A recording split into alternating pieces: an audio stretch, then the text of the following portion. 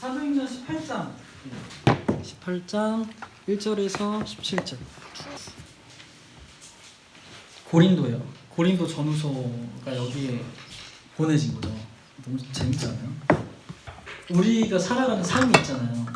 관계도 있고, 뭐 일들도 있고.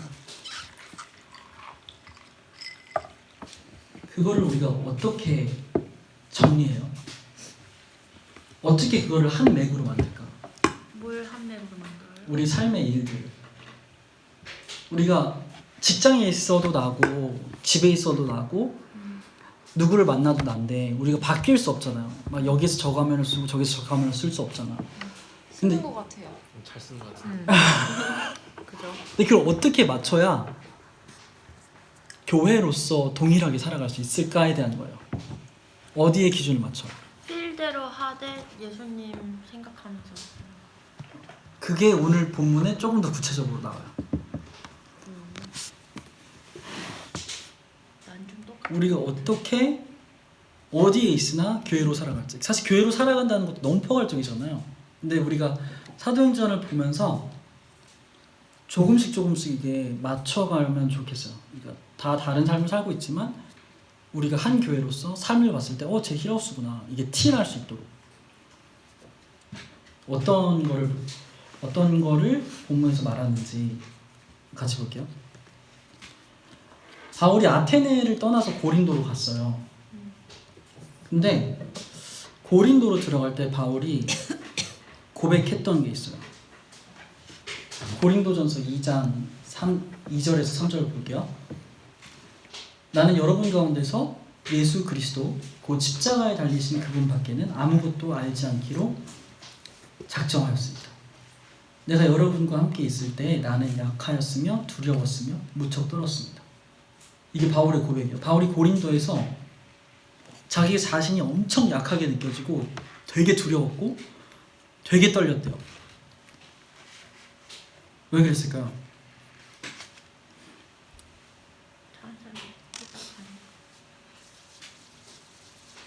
이게 그 도시에 들어가자마자 들었던 감정이에요. 바울이. 그러니까 압박이 엄청 셌던 거예요. 엄청 눌렸던 거죠. 쫄렸던 거예요. 왜냐면 고린도라는 도시가 엄청났대요. 그 당시에 한창일 때 인구가 75만이었대요. 지금 폐허가 됐는데 지금 제주도 인구가 67만이래요. 이해가 딱 되네요. 네. 한국 인구가 몇이죠? 5천만인가요? 5천만 정도 되거든요. 그 중에 서울에 977만이 있어요. 이런 상황에서 제주도가 67만이란 말이에요. 근데 사실 이 당시에 1세기의 세계 인구를 좀 찾아보려고 했는데 너무 레퍼런스 없이 막 자기 생각 쓴 것 같아가지고 모르겠더라고요. 혹시 아시는 분 있어요? 근데 되게 별로 없었을 거예요. 근데 그 중에 75만이 이 한 도시에 있었다는 거는 진짜 많았던 거죠. 왜 그랬냐면은 이게 우리가 한나라 중시도잖아요. 조금 더 확대해서 보자면 저희가 고린도예요. 고린도 보여요? 저기 보면은 가운데 있어요. 네. 고린도 아가야.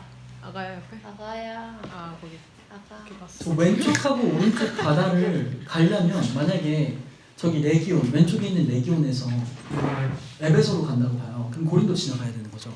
네. 네. 그 길목에 있었던 거예요. 그래서 서쪽하고 동쪽의 해안에 그 항구가 엄청 크게 있었대요.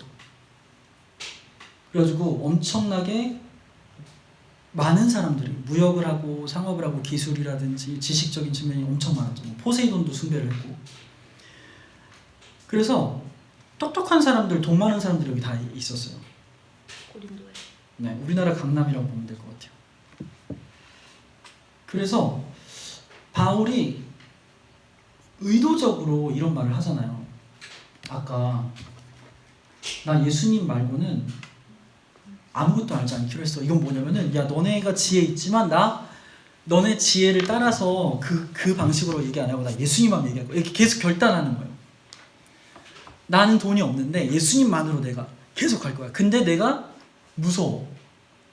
그 사람 상대하기가. 지금 바울이 그런 거예요. 그 고린도라는 도시가 얼마나 뭐라 그러죠? 요새 같았는지 우리가 상상해 볼 수 있을 것 같아요.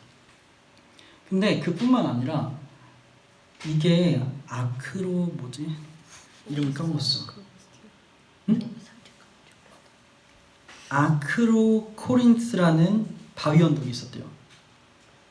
이게 아크로코린스인데 여기 꼭대기에 좀 평평한 신전을 만들었는데 그게 그거래요.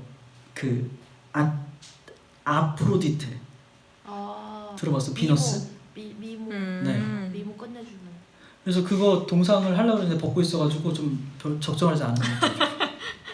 그런 거에 아무도 유혹 안 됐던데. 아 그래요? 돌멩이 있네. 돌멩이. 맞아, 돌멩이. 우리 예수님 믿는 사람들은. 아멘. 좋아요. 근데 이게 되게 웃긴 게 뭐냐면은 지금도 항구 도시 가면은 사실 배 탔던 분들이 왔을 때 스트레스 풀고 그런 것 때문에 술, 여자 그게 굉장히 커요. 그 문화가. 근데 고린도도 엄청 컸어요. 여기에는 1000명의 여자 일하시는 분들이 있었대요. 그거 율락 없어 하는 사람들이요? 근데 그게 제사를 위해서 성행위를 했대요. 거기 예배 활동이었던 거예요. 종교 활동이었던 거예요. 그래서 성창이라고 불렀대요. 고린도 그 아프로디테 신전에 있는 성창이 1000명 있었대요. 거기 있는 남자들은 그런 성관계가 아무런 거리낌 없이 종교 활동하는 거였던 거예요. 그래서 고린도는 당시에도 엄청나게 문란한 걸로 유명했대요. 그래서 이런 거죠. 우리나라 말로 하자면 야 너 고린도 사람 같아. 그러면 되게 문란한 생활하는 고린도에서 왔냐? 막 이렇게 불렸다고 해요. 헬라어로 그 명칭이 정확하게 있었더라고요. 그러니까 여기에서 복음을 전한다는 거는 성적으로 누리지도 않아 나는. 그리고 이 사람들이 가지고 있는 지식으로 내가 뛰어나지도 않아. 그리고 이 사람이 가지고 있는 재력도 없고 영향력도 없어. 근데 예수 그리스도 하나 가지고 가야 되는 거야. 어떤 상황인지 좀 그려져요? 난 이 사람들이 나를 봤을 때 매력적인 게 아무것도 없는데 나는 거기서 예수님을 전해야 돼. 내가 나를 그 도시에서 보기에는 난 너무 연약해 보이고 약해 보이고 그래서 두렵고 떨려요. 그게 지금 바울의 입장이에요. 근데 이러면서 이게 사실 우리의 상황이랑 비슷해요. 우리 직장에서 상사도 있고 팀장도 있고 과장도 있고 그런데 나는 그 사람들한테 영향력을 끼칠 수가 없어. 근데 예수 그리스도 하나 가지고 있어.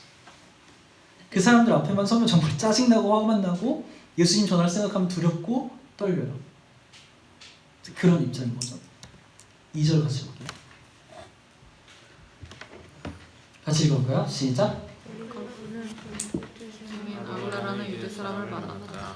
아굴라는 글라우디오 형제가 모든 유대 사람에게 말을 떠나라는 칙령을 내렸기 때문에 얼마 전에 그의 아내 브리스길라와 함께 이탈리아에서 온 사람이다. 바울은 그들을 찾아갔는데 바울은 그들의 들으면서 함께 일을 하였다. 그들의 직업은 천막을 만드는 일이었다. 네, 여기서 막 두직업 목사 막 이런 끌어오잖아요. 그걸 한번 우리가 생으로 봐볼게요. 하나님이 정말 재밌게도 사람을 만나게 하세요. 관계를 형성하게 해준 거예요. 우리가 가지고 있는 관계들을 한번 생각해 볼게요. 힐하우스 안에도 있고 바깥에도 있고 직장에도 있고. 근데 만나게 된 사람은 브리스굴라하고 아굴라예요. 이 사람들을 보니까 이탈리아에서 왔대요. 근데 당시에 어떤 일이 있었냐면은 글라우디오 황제가 예수님 믿는 사람들 때문에 너무 정치적인 범죄같이 보였나 봐요. 그래서 예수님 믿는 사람들을 다 쫓아냈어요. 추방당한 거죠. 지금으로 따지자면. 그래서 고린도에 다 모였던 거예요. 예를 들면 지금 뭐 우즈벡에서 추방돼서 키르기스탄 되게 많이 갔었고 중국에서 추방돼가지고 대만에 많이 들어오고 뭐 이런 비슷한 상황이었던 것 같아요. 바울이 갔는데 거기서 브리스글라하고 아굴라를 만났던 거예요. 이 사람들은 먼저 크리스찬이었고 근데 당시의 랍비 문화, 유대교 랍비들은 가르침에 대해서 대가를 받지 않았대요. 그래서 다 자기가 먹고 살 수 있는 일들을 했대요. 근데 그런 문화를 가지고 있었기 때문에 바울도 유대교인이었잖아요. 그래서 천막 만드는 일을 했던 것 같아요. 그래서 이때는 브리스길라하고 아굴라 뜯었어. 이 사람들하고 같이 묵으면서 일한 거예요. 뭐 그리고 평일에는 일을 하고 4절에 보면은 안식일마다 회당에서 토론 벌이고. 바울의 생활이 좀 그려지죠. 평일에는 일을 같이 하면서 거기서 묵어 숙소를 제공받고 밥도 같이 먹고 생계를 유지할 수 있었던 거죠. 천막 만든 일을 하면서. 그리고 안식일에는 회당에 가서 예수 그리스도 전하고 이런 패턴이었던 거예요. 보면은 바울이 비즈니스를 시작한 게 아니에요. 이거는 우리 본문의 맥락하고 좀 다른 얘기인데 짚고 넘어가면 좋을 것 같아서. 지금 사도들은 말씀과 기도에 전념하기로 했었잖아요. 그러니까 어떤 공동체에도 말씀과 기도에 전념하는 사람들이 있게 돼요. 그 사람들이 기술은 가지고 있어요. 근데 사업을 여기서 적어도 여기서는 바울이 텐트 메이킹을 비즈니스로 시작한 게 아니라 하고 있는 사람들에게 가서 일을 한 거예요. 아래로 들어가서. 그래서 본인의 생계가 유지가 될 수 있도록 그런 시스템이었던 거죠.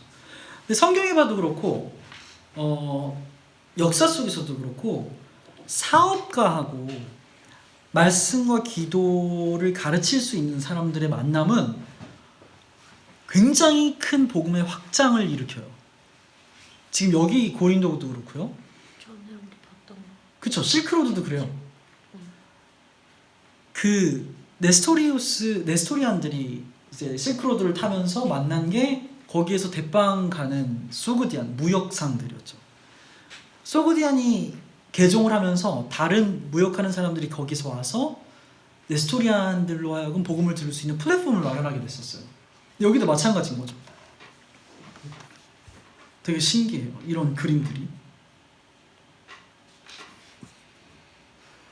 넘어가 볼게요.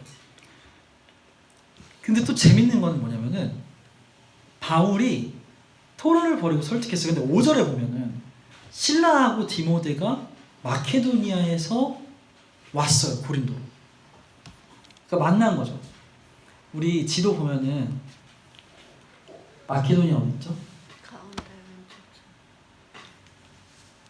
왼쪽. 여기 있다.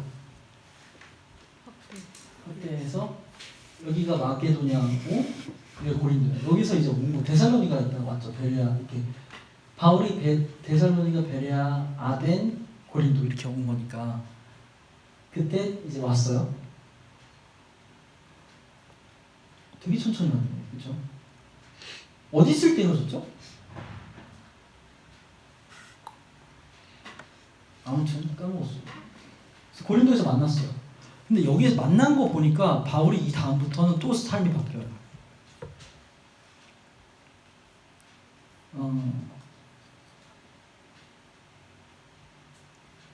여기죠.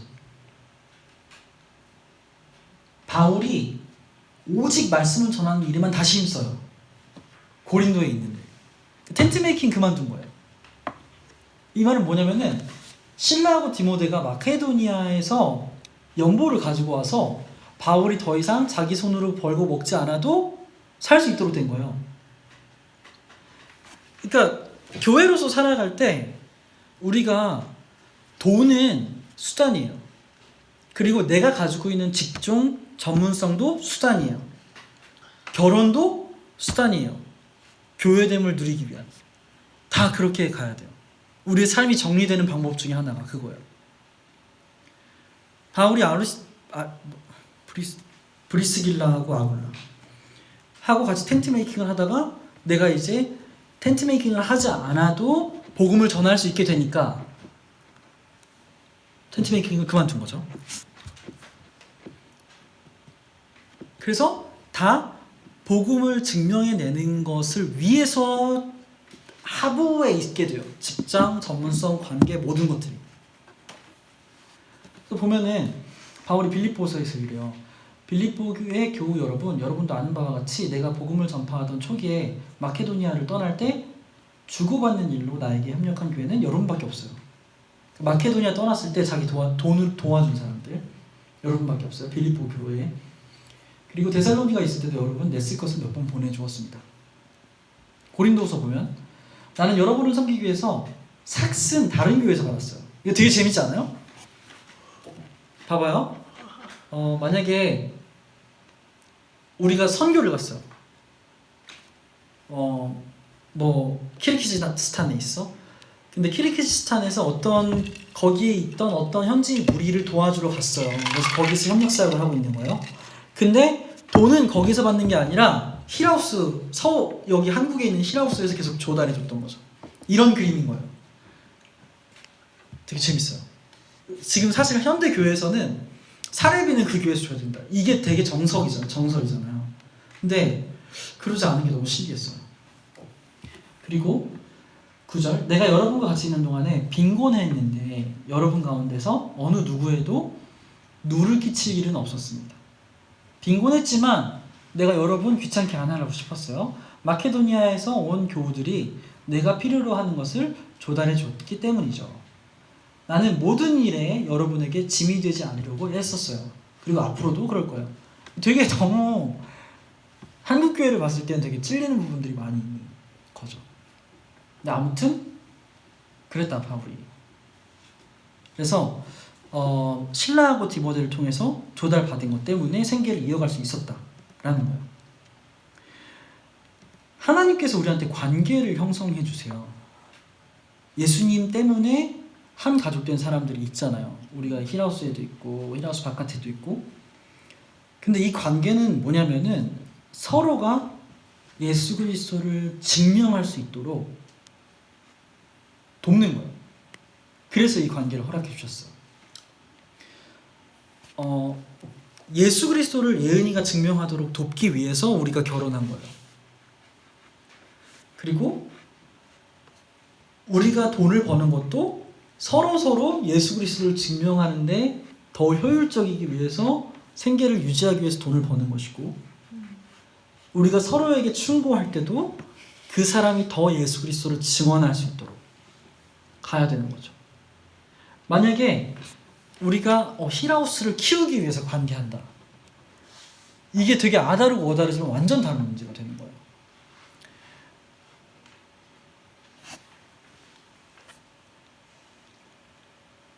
브리스길라하고 아굴라는 천막 사업을 했잖아요. 근데 바울이 일손으로 들어가게 돼요. 그럼 브리스길라하고 아굴라도 사업에 도움이 되는 거예요. 그리고 그 사람들은 크리스찬이기 때문에 그걸로 교회로 살고 있었겠죠.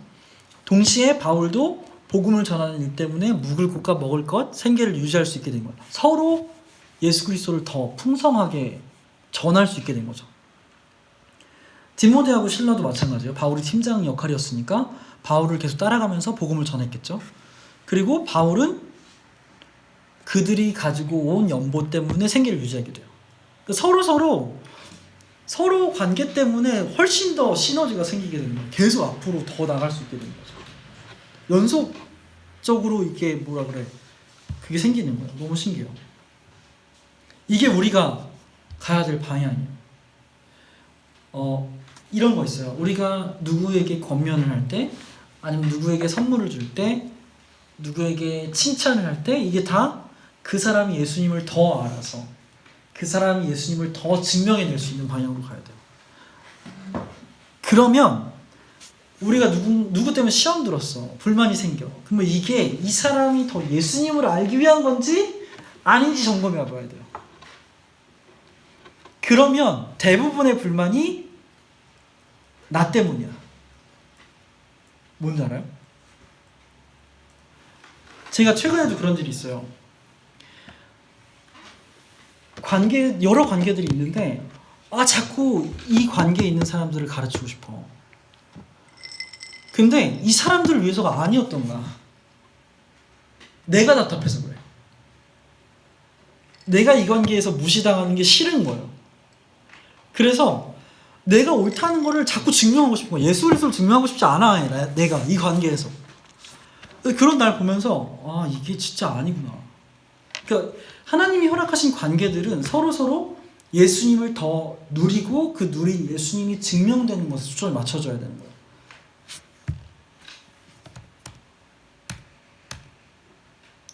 6절, 7절, 8절 읽어볼게요. 시작. 그러나 유대 사람들이 반대하고 비방함으로 바울은 그의 옷을 던질도로서 그들에게 말하였다. 여러분이 멸망을 받으면 그것이 오로지 여러분의 책임이지 나의 잘못은 아닙니다. 이제는 나는 이방 사람에게로 가겠습니다. 바울은 거기를 떠나서 디디오 유스도라는 사람의 집으로 갔는데 그는 이방 사람으로서 하나님의 말씀을 듣고 그의 집을 가고 회당에 있었다. 회당장인 크리스포는 그의 온증을 싣고 함께 주를 믿는 신자가 되었다. 그리고 고린도 사람 가운데서도 많은 사람이 바울의 말을 듣고서 믿고 세례를 받았다.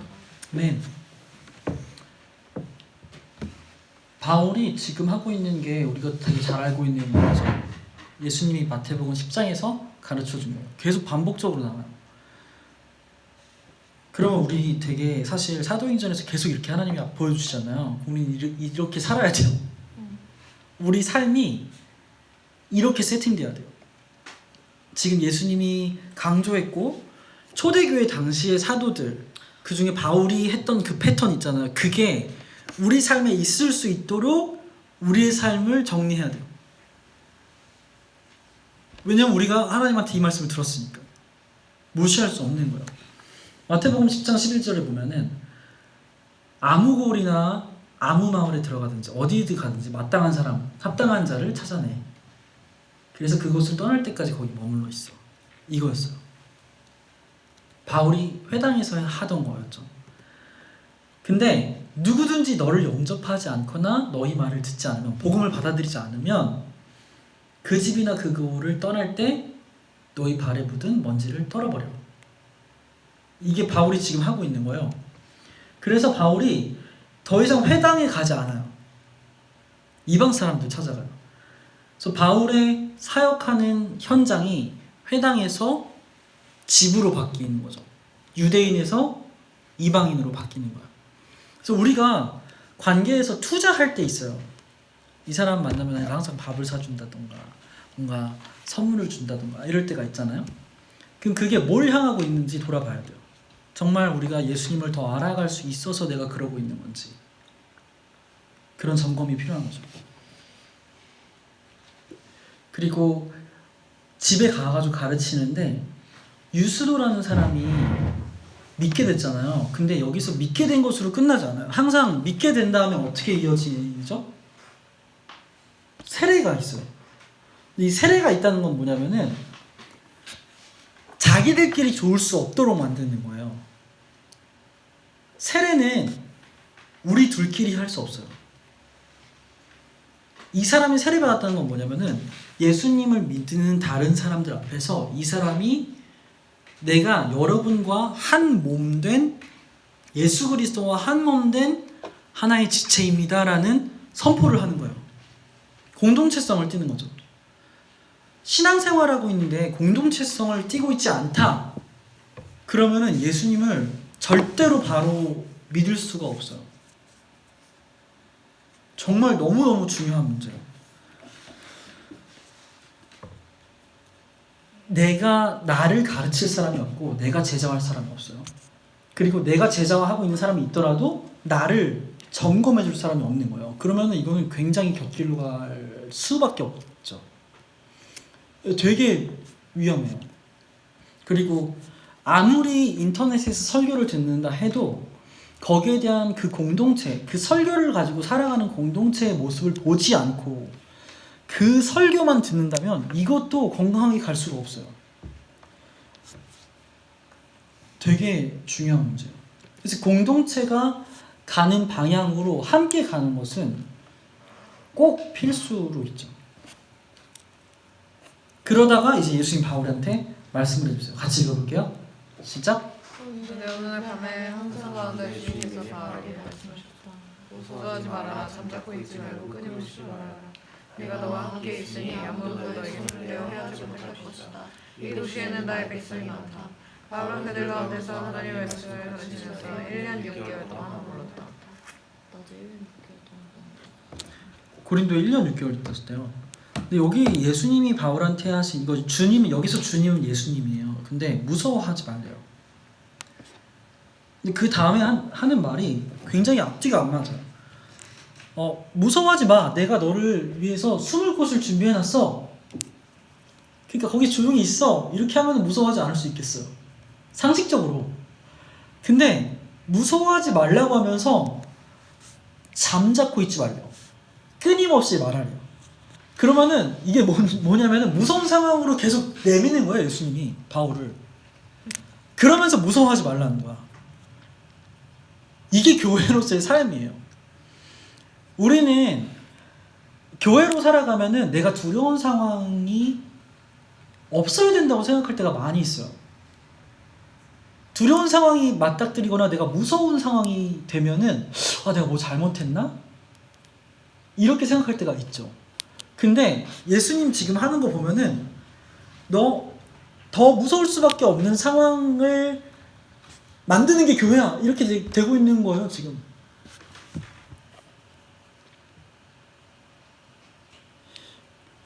근데 왜 그러냐면은 내가 너랑 같이 있으니까 그렇게 해도 돼. 예요. 내가 너와 함께 있으니까 너 두려운 상황, 무서운 상황으로 더 가도 두려워하지 않아도 돼. 예수님이 함께 있는 걸 인지하고 내가 두렵지 않기로 선택하는 거예요. 이게 믿음이죠. 우리 같이 얘기했던 그 대목이에요. 너무 신기해요. 이 교회가 살아가는 방식이 너무 신기한 거예요. 절대 세상이 할 수 없는 일이에요. 이게 예수님 때문에 내가 말도 안 되는 그 상황에서 끊임없이 예수님에 대해서 말을 하는 거. 내가 교회로서 계속 움직이는 거. 이게 교회로서의 삶인 거죠. 왜 그럴 수 있냐면 예수님이 같이 있으니까. 그럼 거꾸로 말하면 어떻게 되는 거냐면은 예수님이 나랑 같이 있는 거를 인지하지 못한다면 두려워요. 두려워하지 않는 걸 선택할 수 없어요.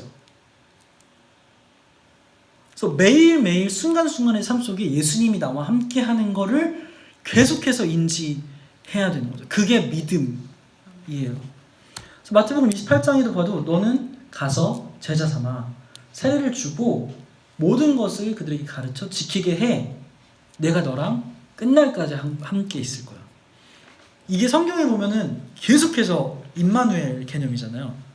성전도 하나님이랑 같이 있으려고 하는 거고 예수님이 오신 것도 임마누엘이다. 하나님이 너희와 함께 있다. 계속 하나님이랑 같이 있는 거를 해요. 그게 구원인 거고. 그리고 마태복음 10장에 합장한 자를 말하기 전에 예수님이 뭔 말을 하냐면은 내가 왜 너희를 보내냐면은 저들이 불쌍해서 그래. 왜냐면은 목자 없는 양 같아서. 그러니까 우리 눈에 보기에는 다 이 사람 필요한 거 없어. 막 돈도 있고 지혜도 있고 영향력도 있어. 근데 목자가 없어. 그래서 내가 너네를 보내는 거야. 이렇게 하는 거죠. 그러면 이걸 반대로 말하면 뭐냐면은 가는 우리들은 목자가 있는 거예요. 목자가 있다는 사실을 잊으면 갈 수 없어요. 그래서 예수님이 계속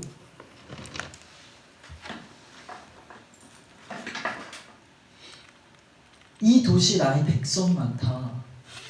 목자 없는 잃은 양이 많다는 거예요.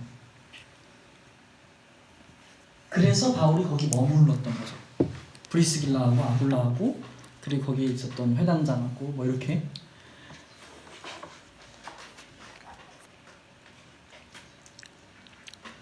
우리가 함께 하기 때문에 왜 안전한지 그거를 먼저 누려야 야 예수님이 안전해 이렇게 내가 예수님을 증명할 수 있게 되겠죠.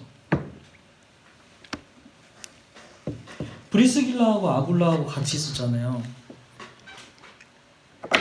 근데 브리스길라하고 아굴라가 1년 6개월 동안 같이 있으면서 어떻게 되냐면 나중에 로마서에서 이렇게 말을 해요.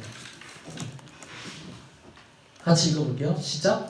그리스도 안에서 나의 동역자인 브리스가와 아굴라에게 문안하여 주십시오.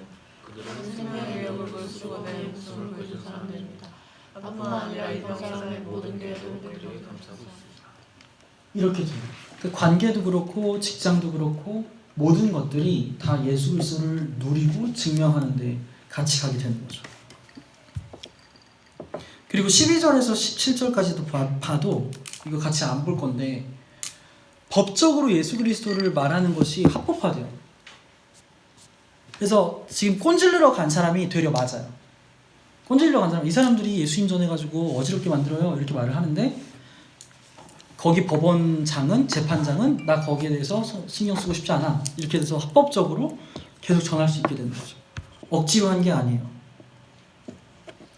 우리가 삶을 정리할 때 이걸 봐야 돼요. 내가 지금 하나님이 예수님과 같이 있다는 것을 인식하기 위해서 내가 내 삶을 어떻게 세팅해야 되는지. 세팅이 뭐죠? 이런 거예요. 설정. 그러니까 그게 무슨 말이지? 내가 뭐 예를 들어서 게임하는 시간이 너무 많아. 뭐 마음을 너무 많이 뺏겨. 그러면 이거를 줄이겠죠. 없애거나. 그리고 말씀 보는 시간이 너무 적어. 그러면은 그 시간을 늘리겠죠. 아 이거 정리해야 되나? 그렇죠. 이 사람하고 관계가 나는 너무 좋아. 같이 있으면 좋은데 자꾸 내가 예수님 생각을 안 하게 돼. 그럼 이 사람과의 만남이 줄이게 되겠죠. 만났을 때 어떻게 해야 되는지 내가 더 구체적으로 기도하고 준비하거나. 그런 노력이 필요하다라는 거예요. 그리고 그런 다음에 진행되는 건 뭐냐면 예수님이 나를 통해서 더욱 선명하게 증명되기 위해서는 또 내가 어떻게 세팅이 되어야 되냐는 거죠.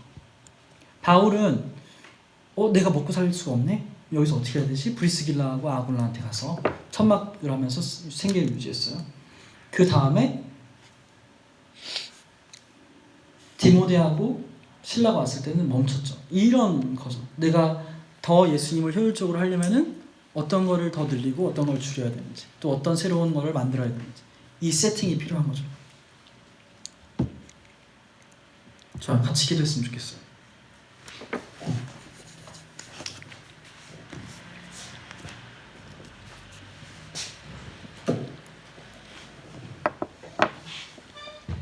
그럴 때 먼저 예수님이 목자라는 사실을 바로 알게 해달라고 기도했으면 좋겠어요. 우리는 두렵지 않기로 선택을 할 정도로 안전한 사람들이에요. 왜냐하면 예수님 때문에. 근데 우리 환경은 두려워하지 말아야 되는 환경인 거죠. 두려울 수밖에 없는 상황이에요. 예수님 때문에 두려워하지 않기로 결단하는 거죠. 그 속에서 목자를 알지 못하면 절대 못 살아요. 그래서 우리가 정말 목자 안에 있는 안전함이 뭔지 더 깊이 알게 해달라고 같이 기도해요.